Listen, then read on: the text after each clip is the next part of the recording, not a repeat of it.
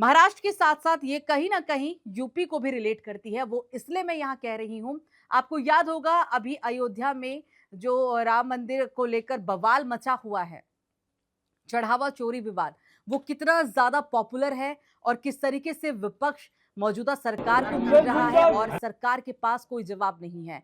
जांच हो रही है, हर दिन के साथ नए खुलासे हो रहे हैं, लेकिन महाराष्ट्र में अब भी बीजेपी है। अब महाराष्ट्र में बीजेपी कैसे इस पूरे माहौल को शांत करेगी, ये बड़ा सवाल इसलिए क्योंकि कुछ खबर ही ऐसी है। महाराष्ट्र सदन में उस वक्त ये बवाल मच गया जब ये पता चला कि यहाँ पर कहीं ना कहीं जो हमने राम मंदिर के दरमियान चीजें देखी, यहाँ पर भी कुछ ऐसा ही था। दरअसल महाराष्ट्र विधानसभा में तीखी बहस देखने को मिल रही थी जब उप मुख्यमंत्री एकनाथ शिंदे ने शिवसेना यूपीटी प्रमुख उद्धव ठाकरे पर तीखा हमला बोला। उप मुख्यमंत्री शिंदे ने विपक्षी नेता पर चुनिंदा हिंदुत्व का ये पालन करने का भी आरोप लगाया और सवाल उठाया कि उद्धव ठाकरे अपने मुख्यमंत्री कार्यकाल के दौरान उन्होंने सिद्धिविनायक मंदिर में कथित दान अनियमितताओं पर चुप्पी साधी थी। तो जो अयोध्या में हो रहा है, ऐसा लग रहा है कि शायद महाराष्ट्र की राजनीति में भी हो सकता है। हालांकि उस वक्त एकनाथ शिंदे मुख्यमंत्री थे, लेकिन अब वो उप मुख्यमंत्री हैं। सवाल उद्धव ठाकरे का दो टूक में एकनाथ शिंदे का से ही था। साथ ही आपको बता दें कि ये राजनीतिक टकराव अयोध्या के राम मंदिर में दान की गई धनराशि की कीमती सामान की चोरी और गंभीर अमितताओं को लेकर चल रहे राष्ट्रीय विवाद के बीच हुआ। सदन को संबोधित करते हुए उप मुख्यमंत्री शिंदे ने अयोध्या मंदिर में सामने आई सुरक्षा और वित्तीय खामियों की कड़ी निंदा की और कहा कि इन घटनाओं ने देश भर में लाखों राम भक्तों की भावनाओं को गहरा आघात भी पहुंचाया है। ये सवाल उठाए गए।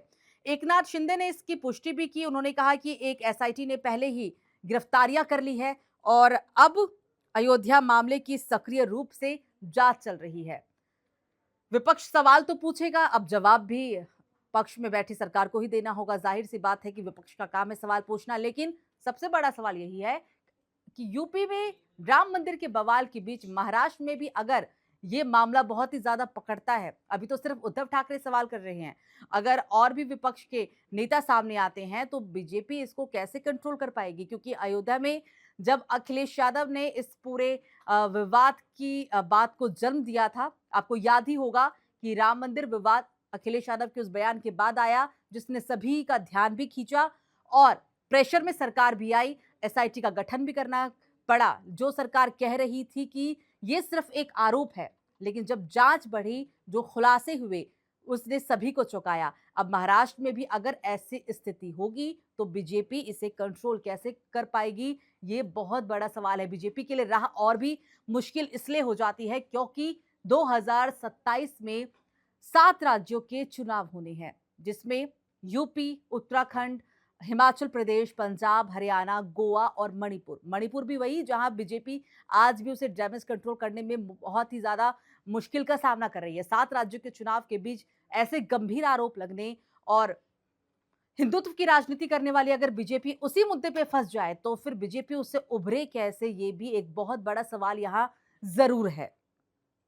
यूपी के मुख्यमंत्री हालांकि योगी आदित्यनाथ ने इसमें शामिल किसी को भी नहीं बख्शने की बात कही और बात भी ठीक थी कि लगातार गिरफ्तारियां हो रही है, हर दिन के साथ खुलासे हो रहे हैं।